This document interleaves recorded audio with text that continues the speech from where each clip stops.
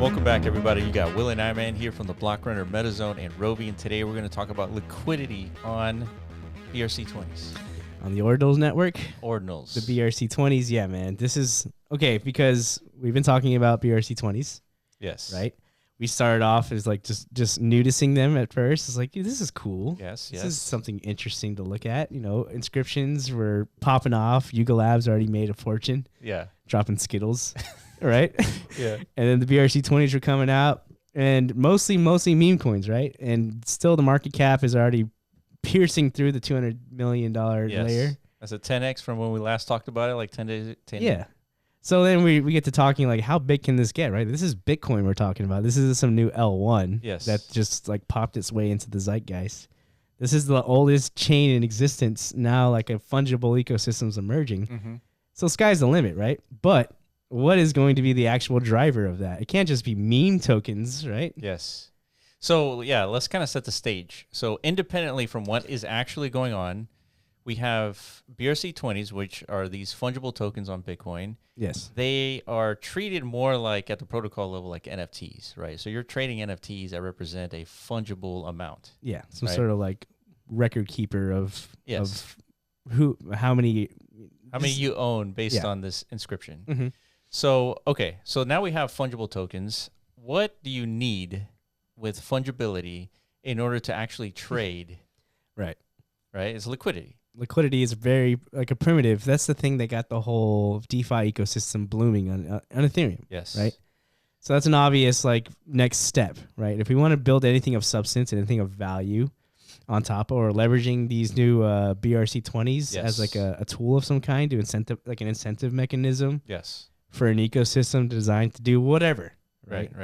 Obviously, those whatevers haven't come to fruition yet, but you can already postulate that they're coming. Exactly. And that's the whole point of this, is that we know we have these fungible tokens on Bitcoin. Mm-hmm. What do you need to trade them? You need liquidity, right? Yeah. So then the next step is, all right, so are there any projects out there trying to form liquidity around these BRC20 tokens? Yeah. So you go do your research and you figure out that, yes, there are some, right?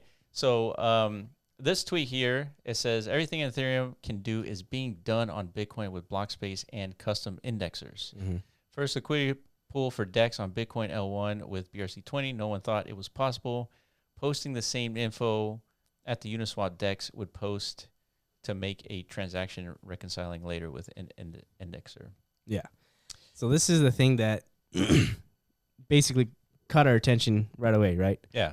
Because alluding back to what I was talking about earlier, it's like we can't just go forward with a meme economy. There has to be some utility, right, present within these tokens. So I think this is the first instance that we've seen of like a utility token market emerging from the BRC20 space, right? Yes. And it's obviously a very obvious first, primitive needed, because you can't build additional utilities on top of this until you have liquidity.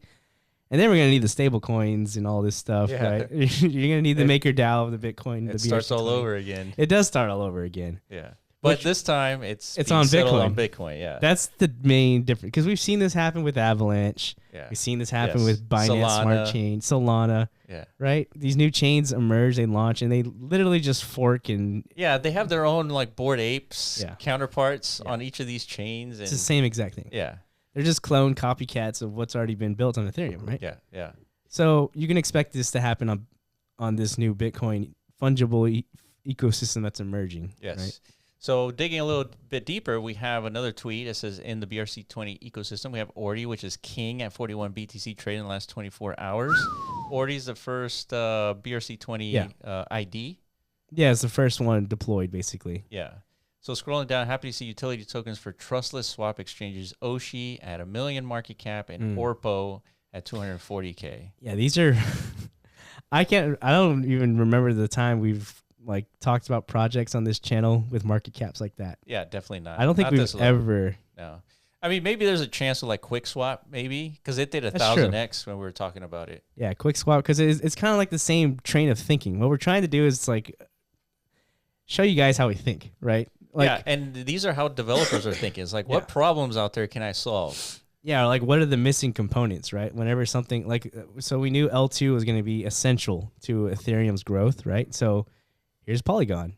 Polygon is the Yes. most viable pathway towards like a second layer that can, process transactions away from the settlement layer, then eventually funnel them towards the Ethereum smart contract layer. Mm-hmm. So it's like, well, what's the thing they're going to need in order to facilitate that? It was like, well, they need a DEX of their own, right? That's right. On Polygon. And then, yeah, QuickSwap. Mm-hmm. So we look around and see where is the QuickSwap that's native to Polygon, or where is the DEX that's native to Polygon. It's like, hey, it's called QuickSwap. There it is. That's right. And you're right. It was probably sitting around a few million market cap at that time. It was at $1, and then it went all the way to $1,000. Like $1,000. Yeah. So yeah, like that's what happened when people were launching games and stuff on Polygon, and You needed it. You needed it. It was a need. It was a must-have, Yeah. right? It was a primitive. That's why they call these things primitives. That's right. And it worked out very well. So you're gonna need a liquidity pool, architecture for BRC20s, right? Yes.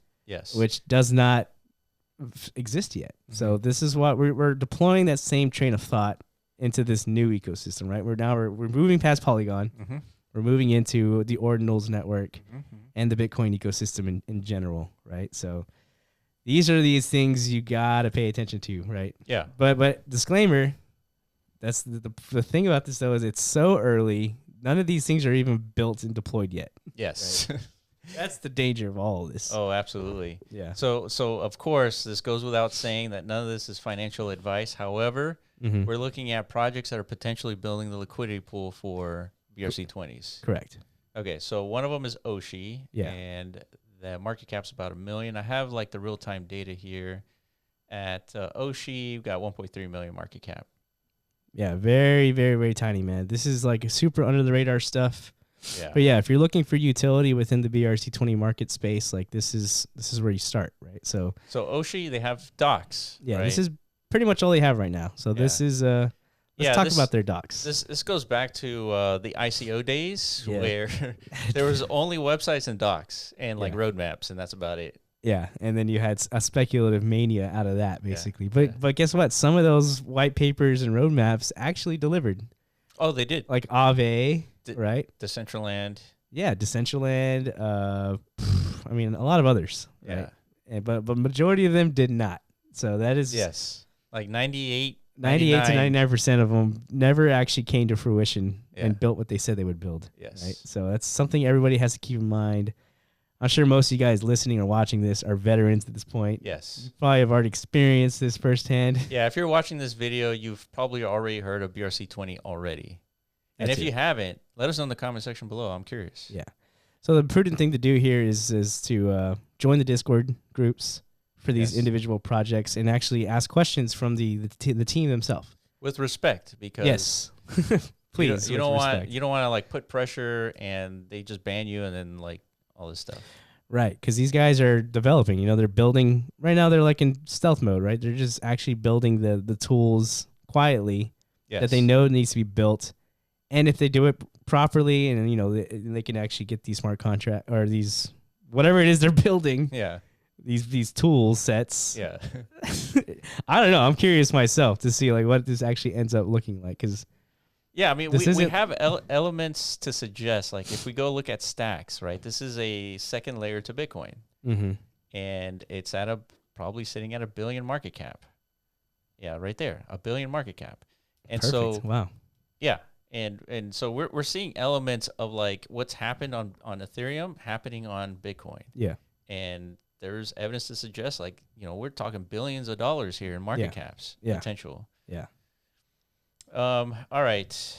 I think there was another thing that we wanted to talk about here. So, So this is a tweet thread just kind of like going through basically the governance utility of the token itself too, right? So of course, not just utility of the tools and the platforms themselves, but what is the utility of the token for these BRC20s? And now we're getting to talking about building real products, right? real functions of smart contract potential here.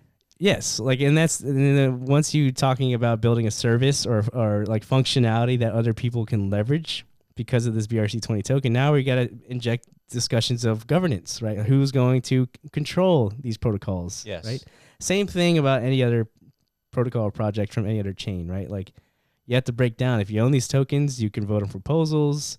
how to upgrade things, Yes. how to determine, alterations in fee structures, stuff like this, Yeah, and you were alluding to this earlier, but I want to make a comment here. It says fellow Cyberpunks. Yeah. I was like, okay, well, that's an interesting kind of name there. Yeah. And then you look at their documentation, it starts with hold on tight. Yeah. And so this indicates to me that their audience are not people who are fundamental analysis. You think so? They're catering to the degen ecosystem, right? Yeah. So this is something that is like a turnoff for you, right? Yeah. For me personally, I don't think this is like the most attractive thing, right? But however, I understand like they are solving, like they've identified, fundamental problems, and they're offering a solution, at least in documentation form, and that's how things start, right? Yeah. But I'm more interested in like the actual, straight up, give me the protocol, don't give me the fluff. I totally get that. I understand that. Yeah. But then you got to factor in like, who is the audience that drove DeFi summer, like catapulted it to, because that wasn't a retail thing. Yeah, it wasn't. It was a not. pure degen phenomena, right? So degen's like, there's a culture behind that, right? You kind of like, you want to bring some energy and, I don't know, gravitas to your mission statements and stuff like that to get, because what you're ultimately doing is trying to attract contributors, right? Yes. Because when you're building projects, you're not trying to do it alone. You need a core community behind your back supporting you all the way through. Yeah. You need more developers contributing, hopefully, and you need active participants working in the governance, all this stuff, right? So, so I understand the fluff. It is part of that. Yeah, it's like a different form of. They're speaking the language of that community, right? Correct. It makes sense. But yeah, ultimately, if you compare this to like Bitcoin's white paper, like it was just straight up dirty, right? Just like math, right? Yeah, and so. But it's interesting just to see the difference in languaging. Yeah, you're right. But there's one thing in the docs I think we should go over is like just how the pooling works. How to create a BRC20. They have a nice little graphic down here. Okay. So this is much less complex, I think, than like what you would expect from a Uniswap, like smart contract pool architecture. Okay. But nonetheless, like this is how they have it theorized. And guess what? They're not alone in this. There's another competitor called Ordipool. Yes, I have it here. Which I think they're proposing something even more interesting, like a new add-on to the protocol layer BRC20 itself. Right? Yeah, correct. So in Ordipool, they have documents that you can read. All the links will be in the description. But they identify a core problem, which 100% agree. Yeah. Right. If you look at inscriptions, it says the standard for deploying BRC20 consists of the BRC20 OP deploy, the actual ticker name, the max supply, and then the limit per transaction, right? So this is what's happening when you inscribe a BRC20. Correct. Like these are the inputs or whatever, or the outputs. Yeah. Yeah. And so the issue here is that the tick, which is this part here, the ORDI, does not specify a particular ticker. Anyone can make another ticker, and it would be indistinguishable. So you could literally just mint an exact copy of this. Yeah. And it'll be difficult for any person who's looking to buy ORDI to figure out which one's the true one. Yeah. Right? So they're proposing an inscription number from the first inscription is added to future events. You can verify that it is meant for the BRC token. So this is the new addition here, a verification number. Yeah, which you don't really need, I guess, for fungible tokens that are originated from a smart contract, right? Because you have that contract address. Yeah, yeah. You would have to go into the website or Discord and say, hey, what is the official smart contract address? The team gives it to you, and that's the one you want to buy, not the fake contract. So the founder or the creator, the initiator of the BRC20 standard, I guess, didn't have this consideration in mind, right? Like whenever... Yeah, I mean, it's pretty easy to overlook. I mean, you're not really thinking about all that. But that's one of the interesting things, though, right? Like these things can be improved upon over time. Yeah. These can be added in. But but basically what they're saying, like this is a necessary step in order to even consider getting to the point where you can have liquidity pools, right? And if you remember the origin existence of BRC20, it's ordinals. Ordinals is a system built on top of Bitcoin that gives Satoshis a nomenclature and a timeline. Yeah. And so this could be added or upgraded or updated, and all of a sudden the first ordi, the first ID, can have a verification number because it's sequential, right? Everything is sequential. So this can be updated and pretty easily fixed. Yeah. But nonetheless, that's what this project is doing liquidity and token swaps. Yeah. So this is ORPO token. This is for Ordipool. So to me, this is like the potential Uniswap and maybe like 1 inch of this whole BRC20. That's saying a lot considering like these aren't like active and live platforms yet. Yeah, correct. But this is just like extrapolation. If these guys can follow through with what it is they intend to build, and they can actually onboard some users and get some real liquidity injected into their platforms and ecosystems, like that's going to be something really important to keep an eye on. You know? Yeah, and again, another disclaimer is we're not saying that Ordipool and Oshi.finance are going to solve the problem here. We're just indicating that there is a problem and then there is projects working on it. That's it. That's pretty much it. But somebody's going to have to solve this problem. Like 100%. we're saying, if this BRC20 ecosystem or any other fungible token economy, emerging from the Bitcoin network, is to go anything close to where Ethereum is or any L1, like these things have to happen. They have to be solved by somebody. Yeah, I couldn't agree more. Yeah. It could be these guys. Could be. Who knows? Who knows? Well, let's just take a look at, just for funsies. Let's look at Uniswaps. Because at one point in time, Uniswap was in the same boat, right? It was like, hey man, these guys they seem to be building something that is addressing a core problem, right? We have these tokens that are largely only traded on centralized exchanges. Like, how are we going to build a reliable decentralized process for this? And here's Uniswap. At some point didn't even have a token. Yes, it was just a protocol, no token. Correct, but now it's sitting pretty at a $4 billion market cap, right? Yep. It's probably one of the biggest volume of exchanges in existence, right? So you could postulate that if we're looking at this tweet here, which says Oshi ORPO 1,240,000. Yeah. You do the napkin math. You're looking at a 4,000 to 20,000 x. if it were to compare to Uniswap. Yeah, if we were so lucky to literally stumble upon like a 20,000 x, the docs phase of the next Uniswap in 1 inch of the BRC or Bitcoin. Of Bitcoin, yeah, that's a big if. We don't know yet. Yeah, but still, just to even think about it is tremendous, right? Well, it's interesting. It is interesting. I would probably bet the under on the 20,000 x. As of right now, you definitely should bet the under.